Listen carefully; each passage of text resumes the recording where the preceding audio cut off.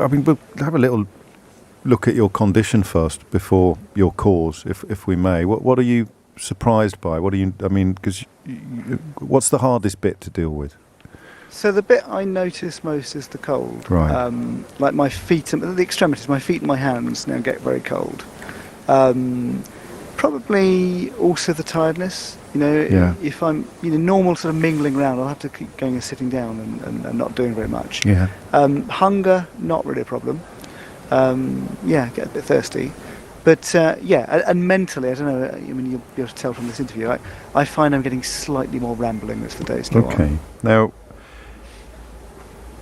how much thought have you given now to calling time on proceedings? Yeah, I think it's important to listen to your body at this Yes. point.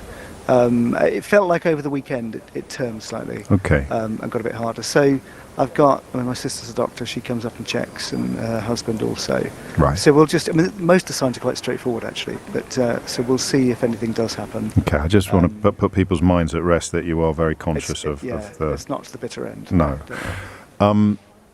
Ideally, of course, you'd call it off now, because Liz Truss walks past and says, yes, I've spoken to the Iranian regime, we're giving them back their money, and Nazanin will be home by Christmas. Yes, I mean, that's right. It's partly waiting for a response from the government. What have you had from them, Richard?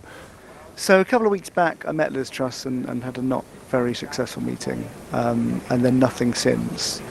This week, of course, the Iranian Vice President is in the UK. At COP26. Up at COP26. So there's hopefully something can happen in the margins there. Boris Johnson could have perhaps had a conversation with the Iranian Vice President. Yes. In Glasgow. Have you seen the Foreign Secretary while you've been there? Because you're essentially on her doorstep. Yeah, so not actually, she's not come over to the tent and said hello. Right. A couple of senior officials have, and quite a few junior ones have quietly. But no, I met her in her office that one time. And what do you understand the likelihood to be of the change in approach to Iran that you feel you need to see to secure Nazanin's release, namely with reference to the money that had been paid to Britain shortly before the Shah was overthrown by the coup for military equipment, and has remained in Britain ever since, but which I think a court has now found does by rights still belong to Iran, and they want that money back. And you have reason to believe that if that money were returned, then your wife would be released properly. Yeah, that's all exactly right.